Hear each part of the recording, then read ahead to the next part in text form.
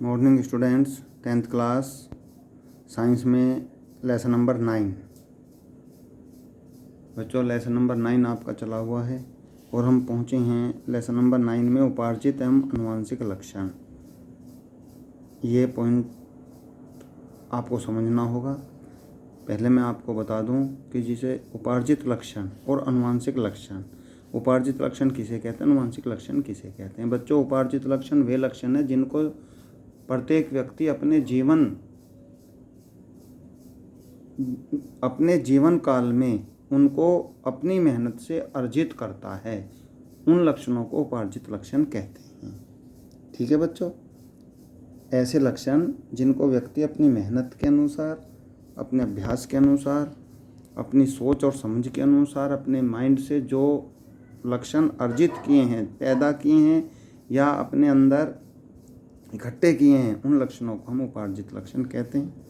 अनुवांशिक लक्षण वे लक्षण होते हैं बच्चों जो पेरेंट्स से अर्थात माता पिता से बच्चों के अंदर पहुंचते हैं। उन लक्षणों को हम अनुवांशिक लक्षण कहते हैं। इसके साथ साथ हमें ये भी समझना होगा कि उपार्जित लक्षण कैसे अर्जित किए जाते हैं और अनुवांशिक लक्षण कैसे एक पीढ़ी से अर्थात पेरेंट्स से उनके संतानों के अंदर पहुँचते हैं। बच्चों, हम पहले पढ़ चुके हैं कि जैसे लैंगिक जनन जो करने वाले जीव होते हैं उनमें युग्मक अथवा जनन कोशिकाएं विशिष्ट जनन ऊतकों से बनते हैं। आप जानते हैं कि उसमें मेल और फीमेल दोनों पार्टिसिपेट करते हैं।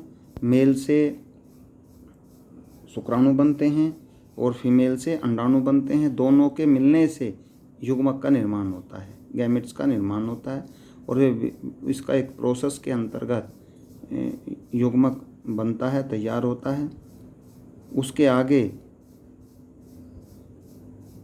का जो प्रोसीजर है वो ये है कि उपार्जित लक्षण व्यक्ति अपने जीवन काल में अर्जित करता है और अनुवांशिक लक्षण जो उनके संतानों के अंदर पहुंचते हैं। और ये अनुवांशिक लक्षण क्योंकि मेल और फीमेल दोनों के होते हैं, दोनों के बनने से, दोनों के मिलने से ही गैमेट बनता है, तो उसमें मेल के भी लक्षण होंगे, फीमेल के भी होंगे। कुछ लक्षण पिता से जाते हैं, कुछ लक्षण माता से जाते हैं, जिसके आधार पर हम कह सकते हैं कि यह अनुवांशिक लक्षण है। अर्थात जो माता पिता से उनके संतानों के अंदर जो लक्षण पहुंचते हैं उनको हम अनुवांशिक लक्षण कहते हैं। यदि भुभुक्षण के कारण भृंग मतलब होता है बच्चों कीट पतंगों के शरीर के बाहर में कमी आती है। भूभक्षण किसको कहते हैं कि जिनको खाने के लिए कुछ ना मिलता हो, उस कारण से जो है कोई भी जीव जिसको भोज्य पदार्थ नहीं मिलेंगे, खाना समय पर नहीं मिलेगा, तो उसके बाहर में कमी आ जाएगी, अचानक वो कमज़ोर होता चला जाएगा। तो इससे जनन कोशिकाओं के डीएनए के संगठन पर कोई प्रभाव नहीं पड़ेगा। अतः भूभक्षण के कारण यदि समिष्ट में कुछ भृंग कम बाहर के हों तो इसे विकास की संज्ञा नहीं दी जा सकती।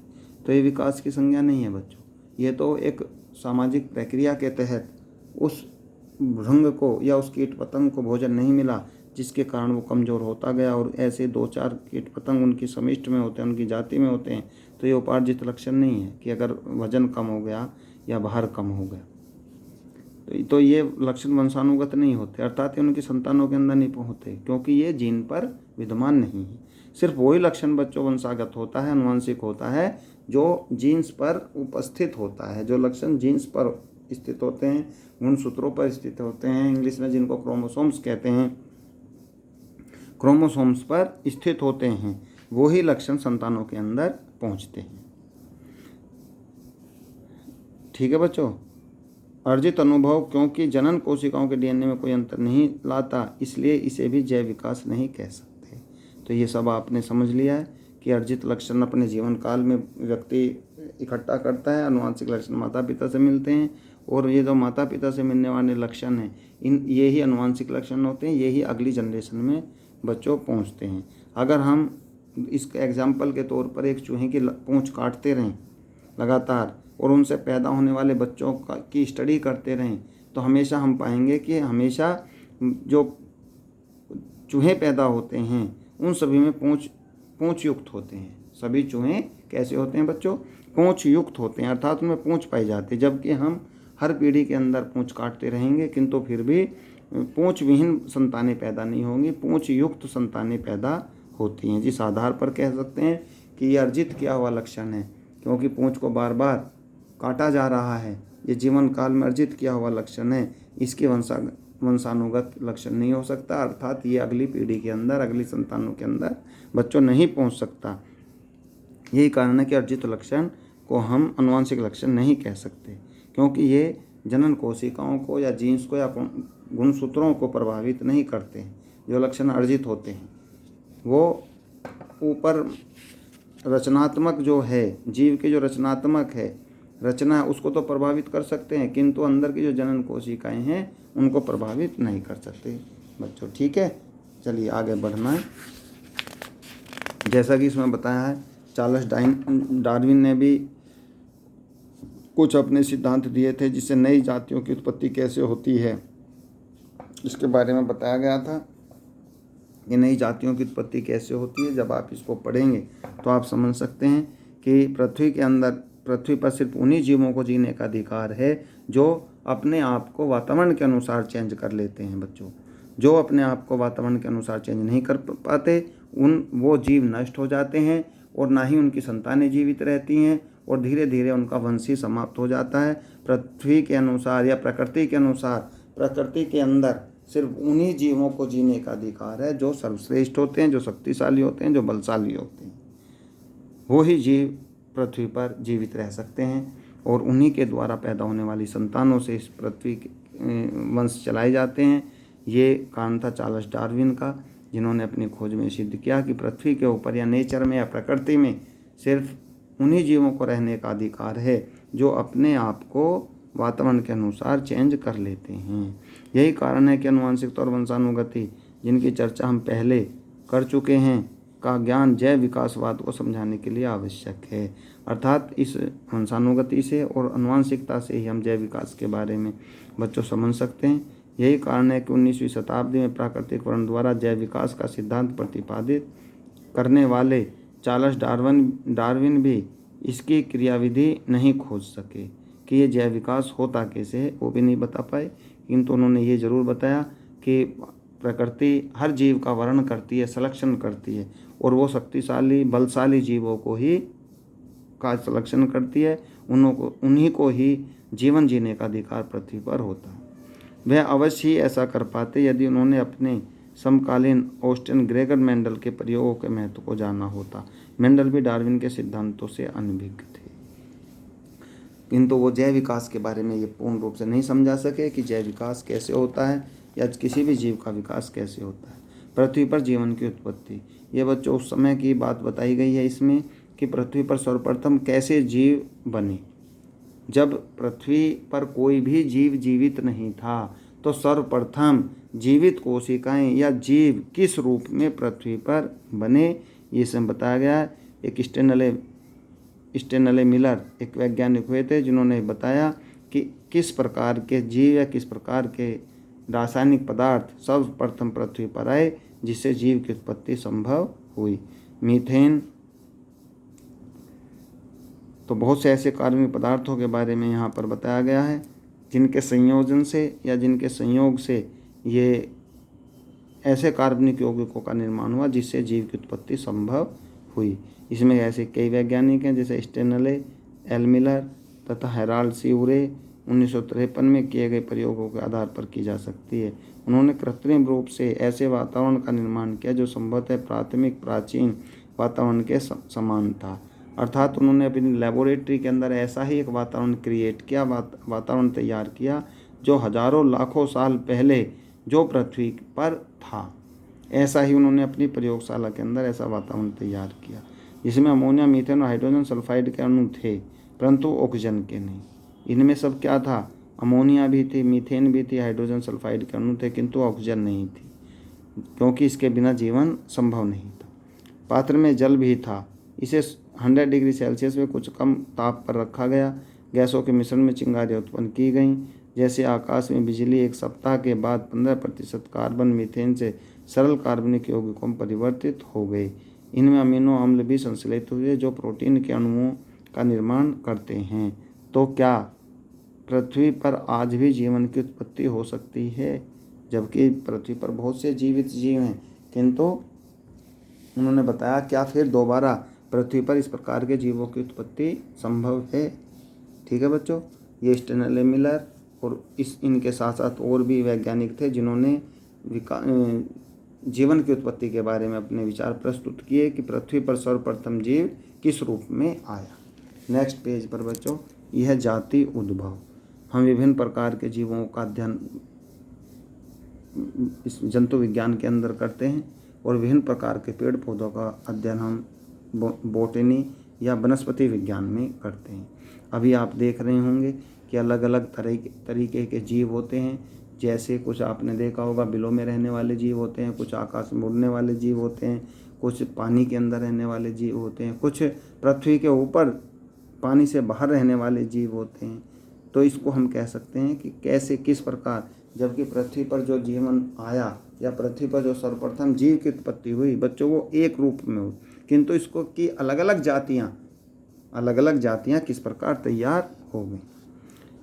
अभी तक हमने जो कुछ भी समझा वह सूक्ष्म विकास था। इसका अर्थ है कि यह परिवर्तन बहुत छोटे थे। जो भी हमने अभी तक देखा है तो उसमें यही दिखाई देता है, यही समझ में आता है कि परिवर्तन बहुत सूक्ष्म थे, छोटे थे, यद्यपि महत्वपूर्ण है। फिर भी ये विशिष्ट स्पीशीज की समिष्ट के सामान्य लक्षणों में परिवर्तन लाते थे।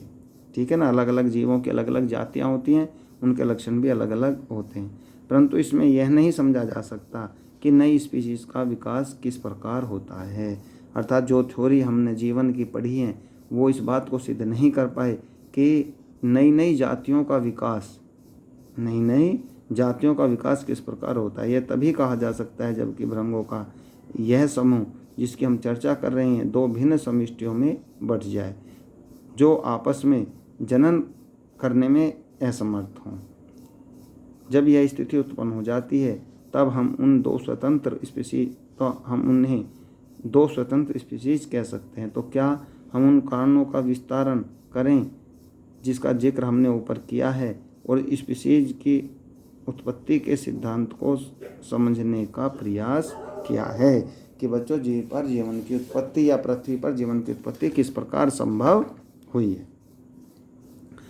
एक उदाहरण के लिए आप यहाँ समझ सकते हैं क्या होगा यदि झाड़ियाँ जिन पर कीट पतंग भोजन के लिए निर्भर रहते हैं एक पर्वत श्रृंखला के बृहद क्षेत्र में फैल जाएं, परिणामतः समिष्ट का आकार भी विशाल हो जाता है। अर्थात उस प्रकार के जीव जंतु जो उस झाड़ी पर रहते हैं वो भी और उनकी भी मात्रा और अधिक हो जाती है। परंतु वयस्क भृंगु अपने भोजन के लिए जीवन भर अपने आसपास की कुछ झाड़ियों पर ही निर्भर करते हैं, वे बहुत दूर नहीं जा सकते। अतः भृंगों का इस विशाल समिष्ट के आसपास उपसमिष्ट होगी क्योंकि नर और मादा भृंग जनन के लिए आवश्यक होते हैं। इसमें बच्चों नर भी होता है, मादा भी होती है, और जब तक ये नर और मादा एक साथ नहीं रहेंगे तब तक जो है इन जैसे जीवों की उत्पत्ति संभव नहीं हो पाती। ठीक है बच्चों, चलिए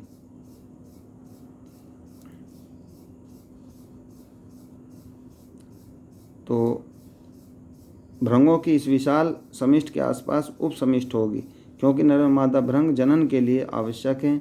अतः जनन प्राय इन उपसमिष्टियों के सदस्यों के मध्य ही होगा। हाँ, कुछ साहसी भृंग एक स्थान से दूसरे स्थान पर जा सकते हैं अथवा कौवा एक भृंग को एक स्थान से उठाकर बिना हानि पहुँचाए दूसरे स्थान पर छोड़ देता है। दोनों ही स्थितियों में अप्रवासी भृंग स्थानीय समिष्ट के साथ ही जनन करेगा, अर्थात वो जहाँ रहेगा वहीं पर जो है उसका परिवार हो जाता है और बच्चों उसी स्थान पर वो अपना जीवन यापन करना शुरू कर देता है। अप्रवासी भृंग के जीन नई समिष्ट में प्रवेश हो जाएंगे। इस प्रकार का जीन प्रवाह उन समिष्टियों में होता रहता है जो आंशिक रूप से अलग अलग हैं परंतु पूर्ण रूपेण अलग नहीं हुई हैं। परंतु यदि इस प्रकार की दो उप समिष्टियों के मध्य एक विशाल नदी आ जाए तो दोनों समिष्टियाँ और अधिक पृथक हो जाएंगी। दोनों के मध्य जीन प्रवाह का स्तर और भी कम हो जाएगा। इस तरीके से तो बच्चों ये अलग हो सकता है, अन्यथा ये उड़ करके किसी दूसरे जीव के साथ, मनुष्य के साथ, कपड़ों के साथ लिपट कर कहीं भी एक स्थान से दूसरे स्थान पर आ सकते हैं और वहीं पर अपनी जाति के जीवों का निर्माण करते हैं या उनकी संख्या को बढ़ाने का कार्य करते हैं। नेक्स्ट पेज पर बच्चों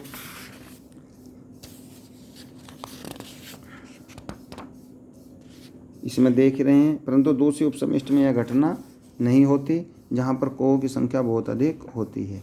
अर्थात कौवा का भी एक महत्वपूर्ण स्थान होता है। कौवे उस स्थान पर रहने वाले सभी भृंगों और कीट पतंगों को खाने का कार्य करते हैं, तो ये उस जाति को अधिक पैदा होने ही नहीं देते। जितने भी अधिक से अधिक होंगे कौवे उनका भक्षण जो है भोजन के रूप में करते रहते हैं। और हमेशा समिष्ट की संख्या जो है या जाति की संख्या, प्रत्येक जीव की जाति की संख्या एक निश्चित रहती है जो हमेशा बनी रहती है। परिणामतः अपने स्थान पर भृंगों का हरा रंग का प्राकृतिक चयन नहीं होगा, परंतु दूसरे स्थान पर इसका चयन होगा।